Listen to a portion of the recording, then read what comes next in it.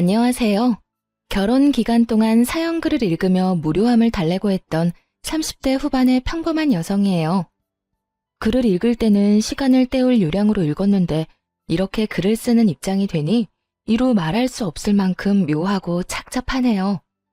글을 읽으면서 느낀 건 세상에 요상한 이혼 사연이 참 많구나 하는 거였어요. 경악스러운 사연도 있었지만 때로는 화가 나고 슬프고 웃긴 사연들도 있었죠. 아마 제 사연은 화가 나는 사연이 될 것 같네요. 그래도 함께 즐겨주셨으면 좋겠어요. 전 농사 짓는 아버지와 동네에서 작은 가게를 운영하는 어머니 밑에서 외동딸로 자랐어요.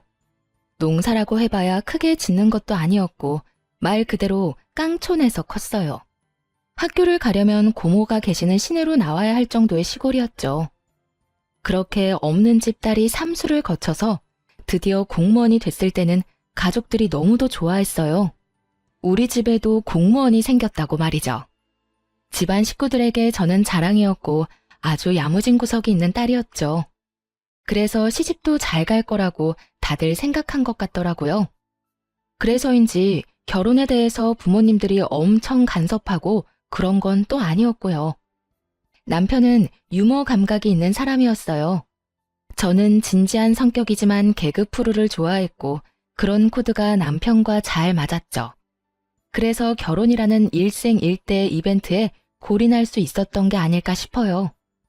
이 결혼을 가장 축하해준 사람은 친정 식구가 아닌 시부였어요. 이야, 우리 집에 며느리가 아주 잘 들어왔어. 공무원이라니. 하나뿐인 아들놈 가방끈이 짧아 걱정했는데 며느리 정도면 걱정이 하나도 없겠어. 으하하하. 요즘이야 공무원에 대해 안 좋은 기사도 나고 힘든 직업이라는 소문도 나면서 경쟁률이 많이 떨어졌지만 결혼할 때만 해도 공무원은 여전히 알아주는 직업이었죠. 시부는 교장 선생님 출신으로 며느리로는 같은 교육자나 공무원을 원했는데 딱 그 원하는 상에 들어가는 며느리를 들였다며 기분이 좋으셨던 모양이에요.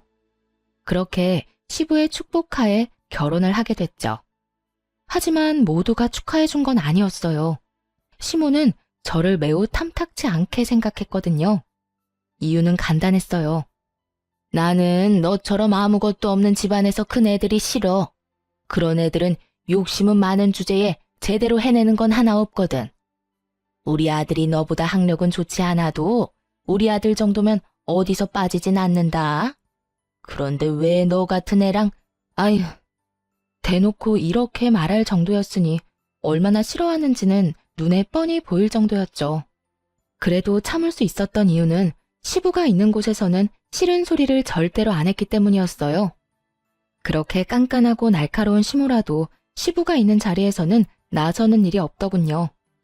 며느리 사랑은 시부라는데 그 말처럼 저를 도닥여주시는 시부 덕분에 결혼 생활을 버틸 수 있었던 것 같아요. 남편은 참 재미있고 좋은 사람이었지만 한 가지 안 좋은 점이 있었어요. 평생을 부모님 돈으로 편하게 생활해서 그런지 경제관념이 아예 없다는 점이었죠. 결혼하고 1년 뒤쯤에 임신을 계획 중이었거든요.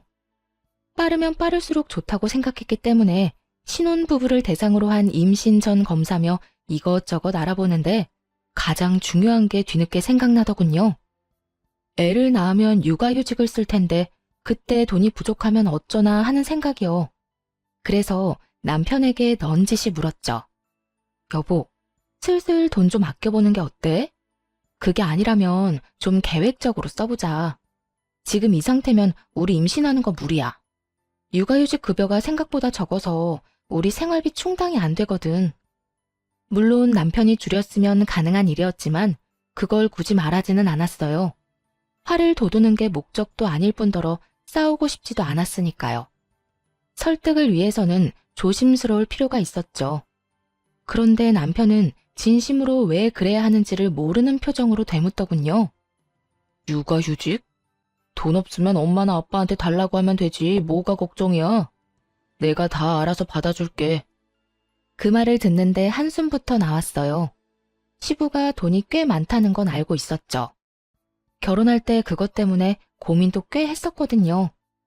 시댁과 친정의 경제 수준이 차이가 나서 결혼이 안 될 수도 있겠다고 생각했는데 그래도 제 직장 덕분에 잘 성사될 수 있었던 거였고요.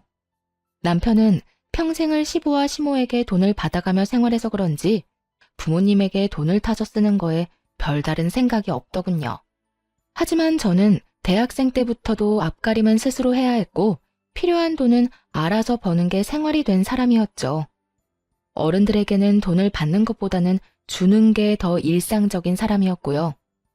솔직히 남편의 말대로 시부모 돈으로 살 수도 있었어요. 하지만 사람 일이라는 게 모르잖아요. 그 두 분에게 갑자기 무슨 일이 생겨서 가진 돈을 모두 잃게 될 수도 있고 아니면 하루아침에 그 돈이 휴지 조각이 될 수도 있을 텐데 미리 조심하고 노후 대책을 세우는 게 좋지 않겠어요? 그런데 남편은 그런 생각은 일절도 안 하더군요. 이 성격을 고치지 않으면 늙어서까지 고생하겠다 싶어서 이참에 이런 생각 자체를 고치길 바랬죠. 나 정말로 궁금한 게 있는데 당신은 그 월급을 다 어디에다 써? 나한테 생활비 주는 거 말고는 순식간에 다 써버리잖아. 그거? 골프 치러 가거든 내 친구들하고. 내기 골프 치는데 내가 매번 지는 바람에 매번 돈이 몇십만 원씩 날아가지 뭐야? 그래도 요즘에는 승률이 오르고 있으니까 나중에는 나도 받아먹을 수 있을 거야. 행복한 상상을 하는 듯 온몸으로 골프 치는 행위를 흉내내는 남편 놈을 보며 속이 부글부글 끓었네요. 남편은 잘 치지도 못하는 골프를 치고 다니는 것도 모자라 내기를 하며 골프를 쳤더라고요. 그게 자기를 뜯어먹으려는 지인들 속셈인지도 모르고 말이죠. 그걸 알기에 매번 남편의 골프를 말렸지만 남편은 스트레스 해소 목적이라며 들은 척도 하지 않았죠. 흥청망청 써대는 돈이 한 달에 200만 원이 훌쩍 넘어갔어요. 생활비보다 골프에 쓰는 돈이 더 많았죠. 근데 당신 아무리 생각해도 월급 가지고는 그 골프 비용 감당 안 될 텐데? 돈이 어디서 나는 거야? 설마 나 몰래 비상금이라도 만들어? 비상금의 규모 정도가 아니었지만 그렇게 물을 수밖에 없었어요. 엄마한테 달라고 하면 주시는데 그래서 내가 그랬잖아. 걱정하지 말라고. 엄마는 내가 말만 하면 주신다니까. 그럼 나 육아휴직으로 100만 원 넘게 월급 못 받으면 당신이 어머님한테 받아줄 거야? 지금 어머님한테 매달 100만 원씩 받는 거 그거 나한테 준다고? 아니, 그건 그거고. 육아휴직으로 못 받는 돈은 따로지. 계산 좀 확실하게 해, 여보. 200만 원은 받아야 각이 나오지. 정신 나갔어? 어느 자식이 결혼하고 나서 매달 200만 원씩 부모님한테 용돈을 타줬어. 너 그 돈 아껴서 돈 모을 생각은 없어? 노후 대책 이런 거 없냐고. 그런 걸 왜 해? 아버지 돌아가시면 아버지 재산 다 내 건데. 그거 평생 써도 다 못 쓸걸? 평생은커녕 10년 안에 그 돈이 없어질 수 있다는 걸 모르는 건 아니지? 한심하게 남편 놈을 쳐다봤어요. 이런다고 해결될 문제가 아니더라고요. 임신을 미루고서라도 이 문제는 확고히 해야 한다고 생각할 정도였으니까요. 하지만 운명의 장난인지 꼭 이럴 때 임신이 되더군요. 막상 임신 사실을 알고 나니 아이를 위해서라도 어떻게든 해야겠다 싶었죠. 남편이 설득 안 되니 시모를 설득해야겠다 생각하고 남편 몰래 시모를 만나러 갔네요. 그래, 무슨 일로 만나자고 한 거니? 바쁘니까 용건만 간단히 해라. 네, 어머님이 남편한테 용돈으로 100만 원 정도 주시는 거요. 그거 혹시 남편 말고 저한테 맡기실 생각은 없으세요? 통장은 어머님이 가지고 계시면서 검사하시고 카드는 제가 받아서 관리를 할까 해서요. 어이가 없어서. 너 지금 그 돈 욕심내는 거니? 이래서 내가 돈 없는 집안 애들은 싫다고 했는데 내가 도대체 너 뭘 믿고 그 돈을 맡겨? 네가 내 돈 아무렇게나 쓰는 거 보고 있으라고? 돈 욕심내는 게 아니고요. 만약 그게 싫으시면 아예 그 돈을 끊는 것도 괜찮은데 그렇게 해주실 수 있어요? 네가 뭔데 내 아들한테 주는 돈을 끊으라 말아야. 우리 집 며느리가 됐다고 우리 집 지갑까지 휘두르려고 하는 건 말도 안 되는 일이지. 아들이 필요하니까 돈을 달라고 하는 건데 내가 그걸 왜 안 줘? 이때다 싶어 시모에게 남편 통장 내역을 보여줬어요. 이게 뭐야? 이거 그의 통장 내역이에요. 여기 보이세요? 이 항목들 전부 내기 골프하다가 낸 비용이에요.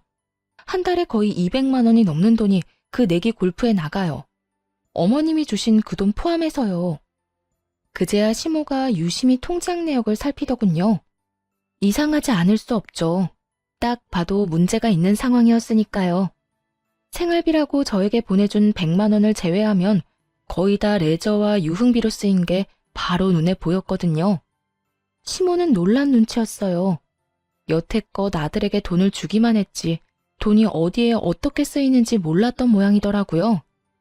이게 내 아들 통장 내역이라고? 네, 저도 이 정도일 줄은 몰랐는데 확인해보니까 벌써 결혼 전부터 거액의 돈을 썼더라고요.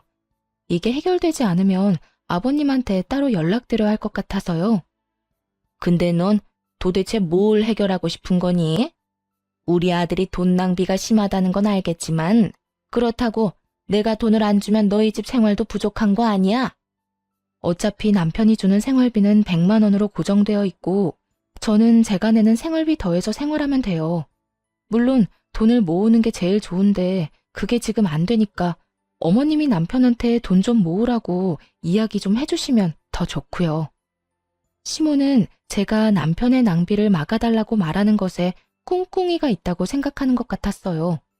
마치 시부에게 잘 보이기 위해서 이런 말을 한다고 생각하는 것 같았죠.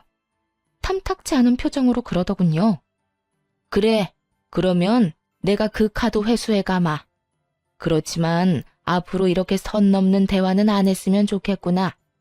아들이 이렇게 돈을 흥청망청 쓰는 걸 알았으니 내가 봐주는 거야. 넌 며느리일 뿐이고 우리 집 돈에 관여할 자격은 없어. 알았니? 시모는 그렇게 경고하듯 말하고는 저를 쫓아냈고요. 뭐 나쁘지 않은 수학이었죠. 남편이 시모에게 받는 돈은 이제 사라질 것이고 그러면 낭비를 줄이려고 노력할 거라고 생각했으니까요. 일단 꼴 보기 싫은 내기 골프에 보내는 시간이 줄어들 거라는 것만으로도 다행스러운 일이었죠. 내기라는 게 결국 도박이잖아요. 그것만 안 해도 좋겠다 싶었거든요. 그렇게 시모가 돈을 줄이고 나서 예상대로 내기 골프 횟수는 줄어들었어요. 남편이 주말에 나가는 횟수를 확인해보면 바로 알 수 있었죠. 시모가 돈을 안 넣어주니 남편이 전화해서 한 소리를 하더군요. 엄마, 돈 없다는데 왜 돈을 안 넣어줘요? 나 필요한 데 있다고. 꼭 사야 할 물건이 있다니까. 남편 놈이 떼를 썼지만 시모가 받아주지 않은 모양이었어요. 그래서 주기 싫다는 거예요? 됐어요. 당분간 엄마 보러 안 갈 거니까 그렇게 알고 있으세요. 그리고 며칠이 지나지 않아 남편이 다짜고짜 따지고 들더군요. 야, 내가 정말 믿는 도끼에 발등 찍힐 줄 몰랐네. 설마 당신 우리 엄마더러 나한테 돈 주지 말라고 한 거야? 도대체 무슨 생각으로? 무슨 권리로 그딴 말을 해? 시모가 결국 저 때문에 돈을 안 준다고 말한 것 같더라고요. 태연하게 답했죠. 당신이 돈을 너무 많이 쓰니까 이야기했어. 그리고 어머님한테 돈을 주지 말라고 한 거 아니야. 내가 관리할 수 있게 해달라고 한 거지. 근데 그건 싫으시다네? 돈을 끊는 건 어머님이 선택한 거니까 어머님한테 말해. 괜히 내 탓하지 말고. 내가 돈 많이 쓰는 거랑 너랑 도대체 무슨 상관인데? 왜 네가 내 지갑 사정에 이렇게 예민하게 구는 건데? 너랑 나랑 결혼했잖아. 네가 망하면 나도 망하는 거라고. 그러니까 안 망할 수 있게 내가 도와주는 거 아니야. 이런 식으로 돈 쓰다간 나중에 진짜로 망한다고. 너 모아둔 돈이라고는 한 푼도 없잖아. 내가 망할지 안 망할지 네가 어떻게 알아? 네가 내 와이프라고 해도 엄연히 하면 안 되는 일이 있는 거야. 진짜 너 때문에 되는 일이 하나도 없다. 아버지 정정하신데 나중에 무슨 걱정이야? 지금 과소비 습관을 안 고치면 시부 재산을 물려받는다고 해도 순식간에 사라질 게 뻔했어요. 그리고 솔직히 시모를 설득하러 갔기는 했지만 선택한 건 시모였고 당장 용돈을 끊으라고 한 건 아니잖아요. 둘 중에 하나 고르라고 한 거지. 그 중에서 시모는 돈을 안 주기를 골랐던 거고요. 들어보니 저도 구구절절 옳다고 생각했는지 더 이상 그 일로 걸고 넘어지지는 않았어요. 하지만 갈수록 남편과의 사이는 점점 나빠지기 시작했죠. 그래도 처음에는 괜찮을 거라고 생각했어요. 시간이 지나면 남편도 이해해 줄 거라고 믿었거든요. 그리고 시모가 약속하기를 남편이 내기 골프를 하지 않으면 다시 돈을 주겠다고 하기도 했고요. 그 얘기를 굳이 남편에게 하지는 않았지만요. 그러면 그걸 빌미로 어떤 짓을 할지 모르니까요. 그렇게 임신 기간을 힘겹게 지내며 10달을 채우고 아이를 낳게 되었어요. 아이는 여자아이였죠. 시모는 여자아이를 낳자 오히려 좋아하는 표정이었어요. 남자애가 아니라서 다행이구나. 네 배에서 내 손자를 보는 꼴은 못 본다. 딸이면 정도 많이 안 갈 거고. 됐다. 수고했다는 말 듣고 싶은 건 아니지? 옛날에는 딸 낳으면 미역국도 못 먹었어. 기분도 나빴고 서럽기도 했어요. 예쁘게만 보이는 아이인데 시모에게 저런 이야기를 들어야 하다니. 굳이 이렇게까지 할 말인가 싶다가도 시부의 말에 마음이 풀리곤 했어요. 시부는 자타가 공인하는 손녀딸 바보였거든요. 아이고, 이 조그만 손 좀 보거라. 우리 손녀 눈도 코도 입도 모두 조밀하게 예쁜 걸 보니 미인들 상이야. 시부의 눈에서는 꿀이 뚝뚝 떨어질 정도였죠. 그저 예뻐하는 정도가 아니었어요. 매일 전화해서 안부를 묻는 건 물론이고 필요한 게 없는지 항상 물어보셨죠. 괜찮다고 아무리 말해도 오실 때마다 한가득 선물을 준비해 오시고는 했고요. 한 번은 시부에게 물었던 적이 있었어요. 그렇게 손녀가 예쁘냐고 그랬더니 그러시더군요. 다르지? 시커먼 아들놈이랑은 전혀 느낌이 달라. 우리 집에 아들 하나 있는 거 그거 키울 때 내가 얼마나 고생을 많이 했는데. 어릴 때는 귀엽기나 했지 조금 크고 나니 머리 커졌다고 아버지 말은 듣지도 않고. 그럴 때마다 얼마나 속상했는지. 딸 있는 집 친구들이 얼마나 부러운지 몰랐다. 근데 네가 손녀딸을 안겨줬으니 너무 고맙고 행복하다 나는. 외아들을 키운 시부에게 손녀딸이란 존재는 감회가 새로운 모양이었어요. 시부는 그것도 모자랐는지 사진을 가지고 다니며 다른 사람들에게 자랑하기 바쁘셨죠. 그런 시부의 모습을 가장 못마땅하게 생각한 것은 바로 시모였어요. 아니, 당신은 자기 자식 태어났을 때도 그렇게 안 하던 사람이 어떻게 손녀딸한테는 그렇게까지 할 수 있어요? 그것도 차별이에요. 알아요? 뭐가 차별이야? 내가 보기엔 당신이 더 이상해. 어떻게 자식이 낳은 손주가 안 이쁠 수가 있어? 나는 보고만 있어도 또 보고 싶고 돌아서면 또 보고 싶은데 당신은 어떻게 그렇게 무덤덤하냔 말이야. 시부가 그렇게 말할 때마다 시모는 입을 꾹 다물었어요. 하긴 제가 싫다는 말을 시부 앞에서 고지곧대로 할 수 있을 리가 없었죠. 시모도 그 정도 머리는 있는 사람이었거든요. 시부 앞에서 제 욕을 하는 게 나쁜 결과를 부른다는 걸 잘 알고 계셨던 것 같아요. 그러다 어느 날 아기가 200일이 좀 넘었을 때 친정엄마에게 문제가 생겨 병원에 가야 할 일이 있었어요. 엄마는 허름한 2층 주택에 세를 들어 사셨는데 2층에서 1층으로 내려오는 계단이 꽤 가팔랐거든요. 그런데 거기서 내려오다가 굴러버리신 거예요. 병원에 갔더니 다리가 골절됐다더군요. 입원을 해야 하고 수술까지 해야 하는 상황이었죠. 하지만 아이를 데리고 엄마를 케어할 수 없었고 그맘때 아이도 감기 기운이 있어서 병원으로 아이를 데리고 갈 수도 없었어요. 그래서 남편에게 맡기기로 했죠. 그렇게 친정엄마의 수술이 시작되고 아이가 잘 있는지 걱정되기 시작했어요. 이제 겨우 200일밖에 안 되는 아이잖아요. 눈에 밟힐 수밖에 없었죠. 그래서 남편에게 전화를 했는데 이 양반이 전화를 안 받는 거예요. 몇 번을 해도 통화가 안 되더라고요. 초조하고 이상한 생각이 들어서 어머니가 수술하고 나오자마자 곧바로 어머니에게 양해를 구하고 집으로 돌아왔어요. 그리고 집에 온 순간 눈으로 마주한 상황에 정말이지 졸도할 뻔했네요. 아이는 울고 있고 소파에는 모르는 여자가 엎드린 채 귀마개를 하고 핸드폰을 보고 있더군요. 너무 놀라 그 여자에게 다가가 툭툭 치며 물었죠. 당신 뭐예요? 왜 우리 집에 있어요? 우리 남편은 어디 갔는데요? 그 여자가 깜짝 놀라 일어나는데 얼굴을 보니 앳되더군요. 딱 봐도 사회초년생으로밖에 안 보였어요. 그 여자는 아무 말도 못하고 힐끗힐끗 쳐다보기만 하더라고요. 일단 남편에게 전화를 했죠. 남편은 여전히 전화를 받지 않더군요. 울고 있는 아이를 달래보니 기저귀는 대변으로 가득 차 있었고 엉덩이는 벌써 빨갛게 변해 있더군요. 대변을 오래 방치해서 생긴 일이었어요.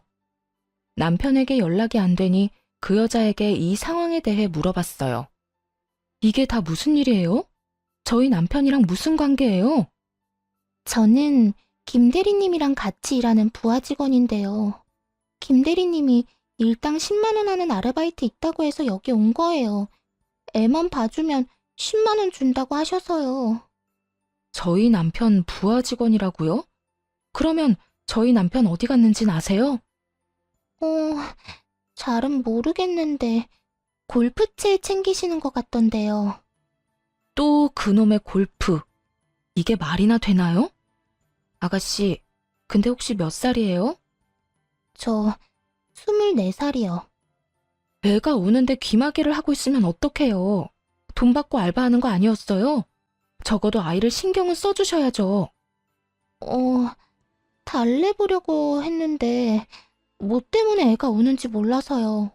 그냥 놔두면 그친다고 해서 그냥 놔뒀어요. 누가 그런 정신 나간 말을 해요? 김 대리님한테 전화했더니 그냥 놔두면 된다고 하시던데요. 화가 머리끝까지 났어요. 결혼도 안 한 아가씨한테 애를 보라고 한 것도 웃기지만 우리 애를 맡기면서 울 때 그냥 놔두라는 말을 한 것도 정말 어이가 없었죠. 일단은 그 여자아이를 돌려보냈어요. 돈은 남편한테 받으라고 했죠. 그리고 남편이 올 때까지 기다렸어요. 오후 6시쯤 되니 남편이 집으로 들어오더군요. 아마 제가 돌아올 예정이었던 오후 7시보다 살짝 일찍 들어온 것 같더라고요. 본인이 골프 치러 갔다는 걸 들키지 않으려고 말이죠. 남편을 보자마자 따졌어요. 당신, 어떻게 그럴 수 있어? 어떻게 모르는 사람한테 우리 애를 맡기고 놀러 갈 수가 있냐고. 게다가 우리 집에. 당신 미쳤어? 200일도 안 되는 애를 다른 사람 손에 맡길 생각이 들어? 애는 괜찮네. 그러면 된 거 아니야? 별일 없었으면 된 거지. 뭘 그렇게 따지고 난리야. 피곤하니까 나중에 말하자. 괜찮긴 뭐가 괜찮아. 너 애가 어떤 상황이었는지 알고나 하는 말이야? 그 여자애, 당신 부하 직원은 애 우는데 귀마개를 하고 핸드폰을 하고 있더라. 너 이게 정상이야? 애 엉덩이에 발진까지 생겼어. 도대체 몇 시간을 그렇게 방치했는지 알 수가 없다고. 약 바르면 되잖아, 약. 그거 가지고 왜 나한테 그래? 애를 제대로 못 본 내 부하 직원 탓이지. 그 여자애한테 애를 맡긴 게 너잖아. 아니, 애를 키워본 적도 없는 사람한테 애를 보게 해? 그것도 그렇게 갓난쟁이를. 적어도 어머님한테 맡긴다는 생각은 안 해봤어? 했지. 제일 먼저 했지. 그래서 나도 어머니한테 맡기려고 했어. 그런데 엄마가 아이씨, 며느리 딸은 맡아주기 싫다고 하잖아. 뭐? 어머님이 며느리 딸이라서 맡아주기 싫다고 했다고? 이거 미친 거 아니야? 와, 진짜. 남편과 이야기하다가 알게 된 시모의 발언에 이성이 뚝 끊어지는 느낌이었어요. 시댁으로 당장 달려갔죠. 들어가자마자 시모에게 따져 물었어요. 어머님, 오늘 바쁜 일 있으셨어요? 아니, 아무 일도 없었는데 왜 그러니? 왜 갑자기 와서 이렇게 사나운 얼굴로 그런 걸 물어? 이 사람이 저희 딸 잠깐 봐달라고 했는데 왜 안 봐주셨어요? 네 질문이 더 웃기구나. 내가 왜 당연히 봐줘야 한다고 생각해? 나도 힘들면 안 봐줄 수 있어. 넌 이 늙은이한테 꼭 그렇게 애를 맡기고 싶니? 하루 종일 맡아달라는 것도 아니고 오후에 잠깐 맡아달라는 거였어요. 오늘 저희 딸이 어떤 상태였는지 아세요? 내가 그걸 어떻게 아니? 너희 부부 일은 너희가 알아서 해. 어떻게 그걸 말이라고 하세요? 어머님이 조부모님이시잖아요. 어떻게 손녀딸한테 그런 말씀을 하실 수가 있냐고요. 시모를 향해 눈물 콧물 다 흘리며 하소연하듯 따졌어요. 그간의 서름이 다 물려와서 더 열이 받더군요. 게다가 오늘 있었던 일까지 생각하니 견딜 수가 없었죠. 그러다 소리를 빽 지르는 순간 현관문에서 시부가 들어오며 말하더군요. 아이고, 우리 며느리 왔어? 그런데 무슨 일이야? 왜 울어? 무슨 일 있니? 아버님. 눈물을 흘리며 그날 있었던 일을 다 말했어요. 그리고 믿지 못하는 시부에게 그 아르바이트한 여자애가 우리 애한테 저지른 짓을 홈캠으로 고스란히 보여줬어요. 그리고 그 여자와의 대화 녹음 파일도 들려줬죠. 그걸 보고 있던 남편놈이 안절부절 못하며 저한테 따지더군요. 왜 나한테 그래? 애 안 봐준 거는 엄마잖아. 뭐 때문에 우리가 이렇게 된 건데? 걔가 그렇게 애를 못 볼 줄 내가 알았어? 그냥 나는 돈 주고 애 봐달라고 시킨 것뿐이라고. 왜 나한테 그러는 건데? 아예 뭐가 잘못됐는지 자체를 모르더군요. 남편에게 말했어요. 됐어. 나 더 이상 당신이랑 살고 싶지 않아. 그러니까 우리 이혼해. 결국 제 입에서 이혼 얘기가 나오자 시부의 얼굴이 시뻘겋게 달아올랐어요. 그러더니 남편놈 귀를 잡아당기며 화를 내시더라고요. 넌 도대체 뭐 하는 인간이냐? 넌 뭔데 네 자식을 저 따위로 취급을 해? 내 귀한 손주 왜 저런 취급받게 만들어? 네가 인간이야? 네가 그러고도 아빠냐고? 시부가 남편의 등짝을 두드려 패더군요. 이제와 두드려 맞은들 제 마음은 이미 갈기갈기 찢겼고 저 자식을 내 아이의 아빠로 두는 것조차 소름 끼치게 싫었죠. 시부는 계속해서 남편에게 물었어요. 너 애 아파서 저러고 있는데 어디 갔었어? 등을 맞으면 억울해하던 남편이 갑자기 입을 꾹 다물더군요. 안 봐도 뻔하죠. 골프채를 챙겼으면 골프를 하러 간 게 아니겠어요? 그리고 그것도 그렇게 좋아하던 내기 골프였을 거고요. 제가 대신 시부에게 말했어요. 아마 내기 골프 갔을 거예요. 그것 때문에 얼마 전에도 마찰이 있었거든요. 생활비로 나가는 돈 빼고는 거의 다 내기 골프에 써서요. 오늘도 거기 간 것 같더라고요. 이 말에 시부가 기가 막힌 듯 남편을 쳐다봤어요. 경악하는 눈빛으로요. 까도 자꾸만 나오는 남편놈의 기행에 시부가 놀란 모양이었어요. 그럼 너 돈은 어디서 나서 그렇게 펑펑 쓰고 다녀? 며느리 생활비는 제대로 주는 거 맞아? 응? 그 돈은 엄마가 나한테 준 거라고요. 나한테 뭐라고 하지 마세요. 아니, 내가 받은 돈으로 골프 쳤다는데 왜 난리냐고요. 뭐 돈 빌려서 골프 치러 다닌 줄 아세요? 돈 없을 때 부모 돈 쓰는 거 당연한 거잖아요. 남편 대답에 기가 막힌 시부가 시모에게 따져 물었어요. 당신은 도대체 무슨 돈이 있어서 애한테 돈을 준 거야? 당신도 나한테 생활비 받아가잖아. 그 생활비로 애한테 돈 준 건 아닐 테고 무슨 돈이야? 아니, 애가 돈이 없다길래 그냥 저도 대출해서 빌려줬죠. 대출 받아서 돈을 줬다고? 이 정신 나간 여편네야. 돈이 없으면 나한테 이야기를 해야지. 왜 돈을 빌려서 내기 골프를 하게 돈을 줘? 아니, 내기 골프인 거 내가 알았으면 안 줬겠죠. 근데 그런 말이 없으니까 난 그냥 돈을 빌려다 준 거고. 아니요? 어머님 알고 계셨잖아요. 제가 다 말씀드렸잖아요. 남편 내기 골프하니까 돈 빌려주지 마시라고요. 그 말을 듣던 시부가 눈이 커지더니 시모에게 따졌어요. 당신 설마 아들이 내기 골프 친다는 거 다 알고도 돈을 빌려준 거야? 맞아요. 그러니까 제 잘못이 아니라 엄마 잘못이라고요. 엄마가 돈을 주니까 내가 그 돈으로 계속 한 거지. 엄마가 안 줬으면 안 했을 거라고요. 그걸 말이라고 해? 이 왼수 같은 새끼. 넌 부모 될 자격이 없다. 내가 웬만해서는 며느리랑 너랑 이혼 안 시키려고 했는데 네 꼴을 보니까 안 되겠구나. 이혼해.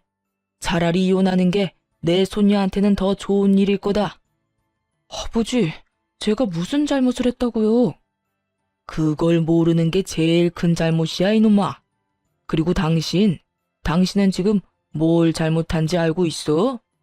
우리 집안의 병균 같은 인간을 키운 게 당신이야.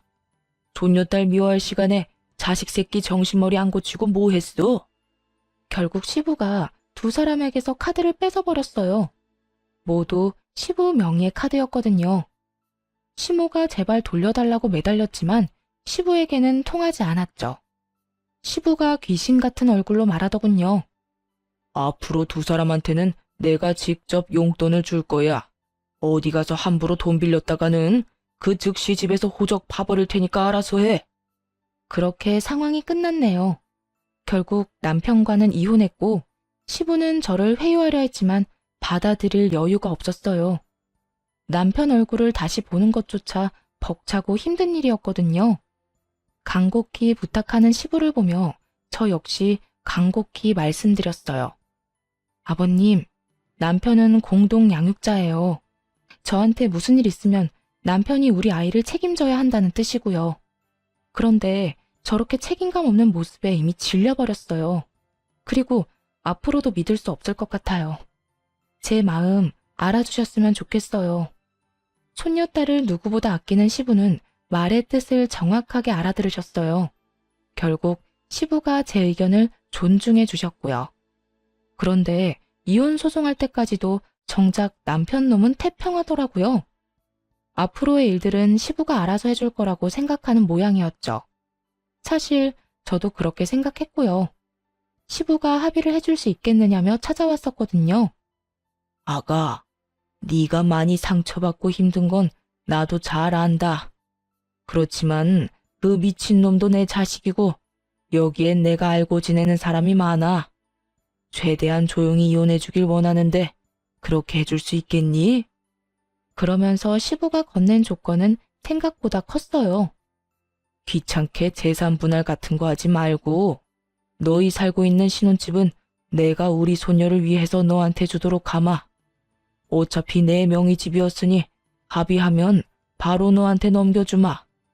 시부의 말에 남편 놈이 발악을 하더군요. 아니, 거기 우리 집인데 왜 저 사람한테 줘요? 앞으로 나는 어디서 살라고? 내가 뭘 그렇게 잘못했는데요? 입 안 다물어? 야, 이렇게 된 게 다 네 탓이잖아. 넌 우리 집으로 다시 들어가야지. 그 정신머리 뜯어고치려면. 시부의 그 말에 남편 얼굴이 하얗게 질리더군요. 제 버릇에 시부와 함께 사는 게 얼마나 힘든 일이겠어요. 생각해보니 결혼하고 나서 시부에 대해 남편이 하는 말을 돌이켜보면 좋은 말은 거의 없었어요. 전부 다 꼰대라거나 고지식하다거나 잔소리가 심하다는 말들이었죠. 그리고 그런 것들은 남편이 죄다 싫어하는 거였고요. 남편이 싫어하든 말든 이미 저는 이혼한 사람이고 제가 알 바 아니지만요. 위자료 겸 재산 분할로 시부 명의 아파트를 받게 됐으니 더 이상 그 인간들과 연관된 일도 없었죠. 이혼은 정말 평화롭게 마무리가 됐어요. 그렇게 몇 달쯤 지났을까요? 아이와 둘이서 잘 살고 있었는데 몇 달 뒤 전시댁이 발칵 뒤집어지는 사건이 발생하게 됐어요. 친정엄마가 집에 오셨는데 살짝 흥분된 얼굴이시더라고요. 엄마, 무슨 일 있어? 야, 너 이혼 잘했어. 그 집 지금 난리 났다. 의아한 표정으로 친정엄마를 쳐다봤더니 엄마가 답답한 듯 말하더군요. 너 얼마 전에 네 시아버지 고혈압으로 쓰러진 거 알지? 그거야 알지. 전 남편도 참 불효자다 싶더라고. 도대체 아버지한테 어떻게 했으면 시아버지가 뒷목 잡고 넘어가? 근데 그게 다가 아니야. 너희 시아버지 병원 갔는데 거기서 진료받다잖아. 근데 간에 이상이 있었대. 간이 안 좋으셨구나. 아버님은 괜찮으시대? 아직까지는 팔팔하시더라. 근데 그게 문제가 아니야. 간 이식을 해야 하는데 네 전 남편이 자기가 하겠다고 나섰더라는 거야. 근데 검사 결과가 적합하지가 않았다네. 그런 일도 많잖아요. 자식이 부모에게, 부모가 자식에게 아무리 장기를 주고 싶어도 줄 수 없는 상황 말이죠. 그러니까 장기 이식을 사람들이 간절히 기다리는 거고요. 그걸 가지고 이렇게 호들갑 떠는 건 좀 아니라고 생각했는데 친정 엄마가 하는 그 뒷말이 더 놀라웠어요. 검사 결과만 안 맞는 게 아니고 너희 시아버지랑 너희 전 남편 부자지간이면 낳을 수 없는 혈액형이었더라고. 그게 무슨 말이야? 혈액형이 왜? 너희 시아버지가 O형인데 네 전 남편이 AB형이었더라.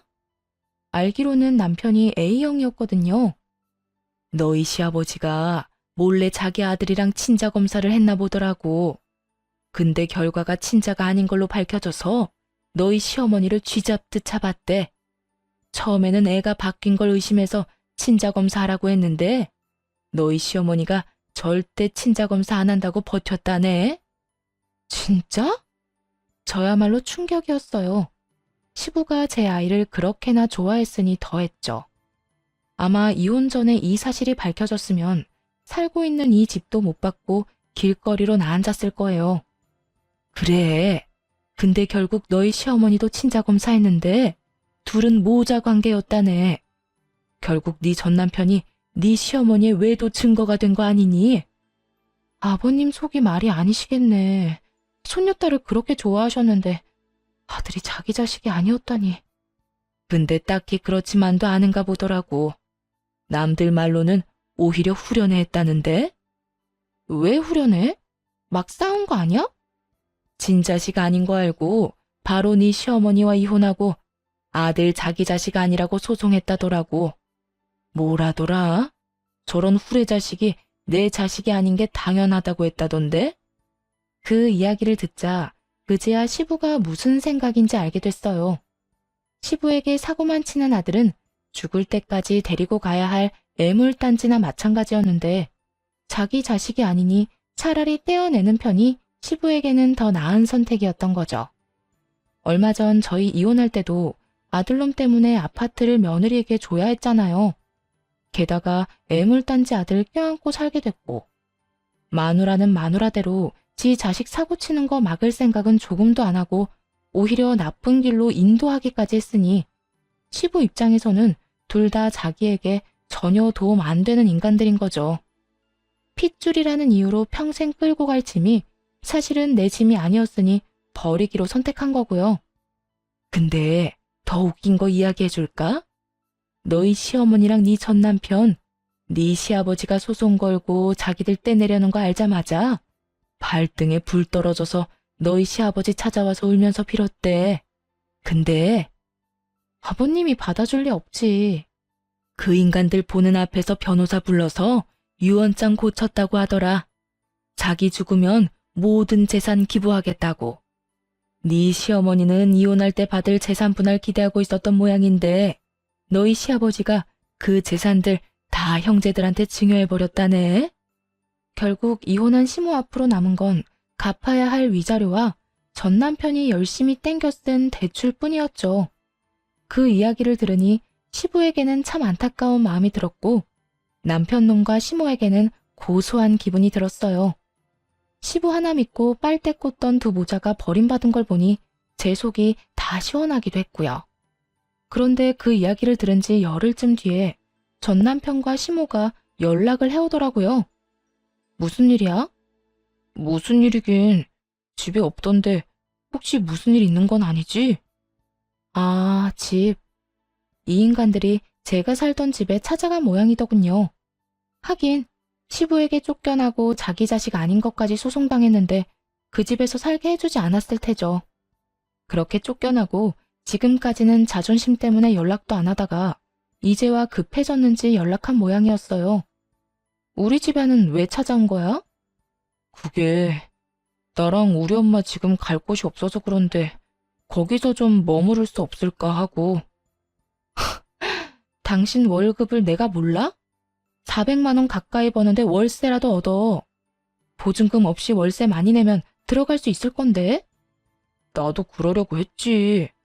그런데 엄마가 진 빚 때문에 내가 이러지도 저러지도 못해. 그 빚만 없어도 어떻게든 할 수 있을 건데. 야, 그게 왜 내 빚이야? 그 돈 온전히 너한테 다 들어갔거든? 네가 그딴 내기 골프하느라 다 써놓고 나한테 책임을 떠넘겨? 너야말로 돈 좀 아껴 쓰고 뭐지 그랬어. 네 와이프가 돈 주지 말라고 했을 때 내가 그만뒀어야 했는데. 그럼 왜 줬어요? 내가 내기 골프한다고 와이프가 알려줬다며. 그거 알고도 준 건 엄마 탓이지. 그리고 엄마가 아빠 두고 바람만 안 피웠어도 우리가 쫓겨날 일은 없잖아. 그 이야기가 왜 갑자기 나와? 이렇게 쫓겨나게 된 건 네가 그 양반한테 밉보였기 때문이잖아. 애초에 며느리랑 싸우지만 않았어도 네 아버지가 고혈압으로 쓰러질 일 없었겠지. 그게 왜 내 잘못인데요?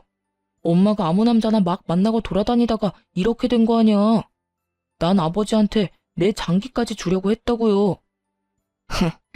네가 애초에 돈이랑 애 문제로 네 아버지랑 싸우지만 않았어도 기른 정이라도 생각해서 받아줬겠지. 네가 행실을 잘 못하니 네 아버지도 너한테 오만정이 다 떨어진 거 아니야? 전화해놓고 핸드폰 너머로 둘이서 아주 귀에 피가 나게 싸우더군요. 그렇게 단 둘뿐인 핏줄이 서로를 탓하며 소리 지르는 걸 보니 웃기기도 하면서 짜증도 나더군요. 싸울 거면 전화 끊고 해. 잠깐만.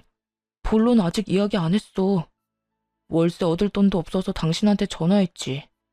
우리 딸이면 내 딸이기도 하잖아. 그래도 내 핏줄인데 이렇게 갈라지는 것도 아닌 것 같고.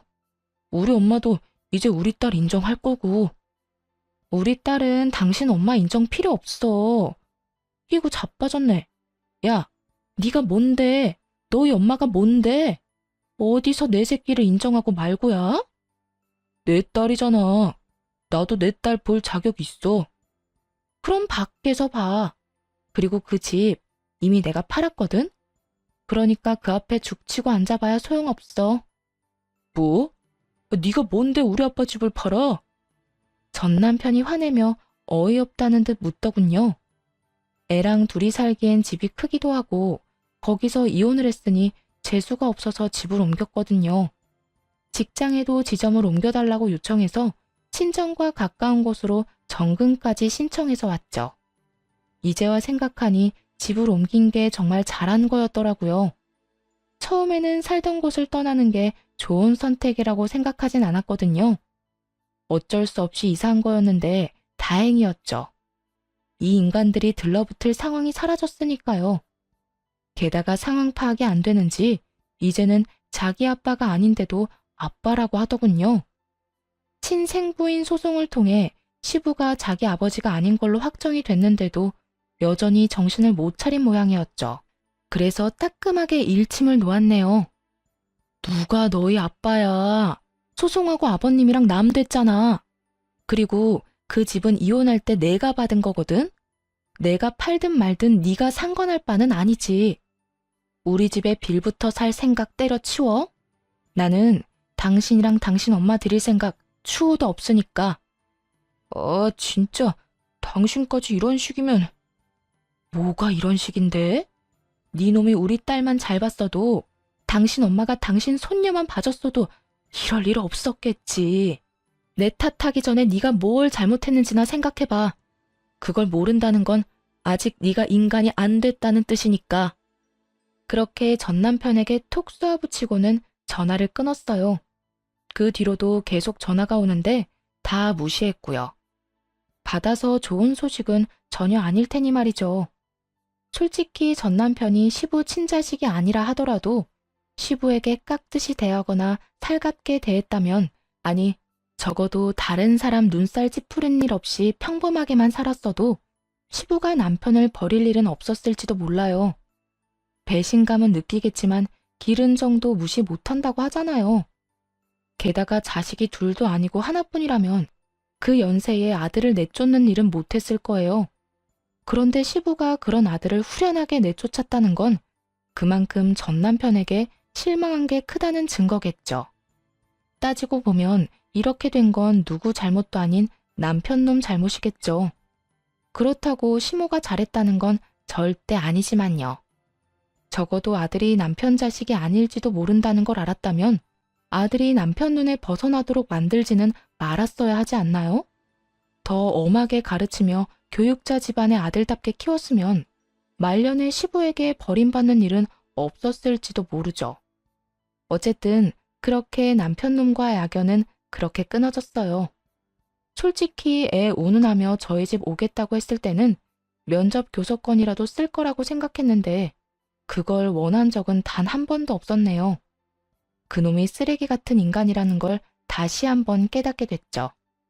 어차피 만나게 할 생각도 없었으니 다행이라고 할지, 애를 찾지 않는 것을 탓해야 할지, 어차피 둘 다 참 짜증나더군요. 그래도 지금은 후련해요. 시간이 지날수록 좋아지고 있고 또 익숙해지고 있거든요. 글 읽는 분들 중에 무료함을 달래려고 읽는 분도 있겠지만 이혼 고민을 하면서 사연글을 읽는 분도 계실 거예요. 그런 분들에게 말해드리고 싶네요. 항상 힘들지만은 않다고요.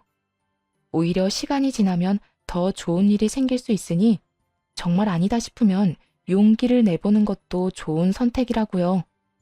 긴 글 읽어주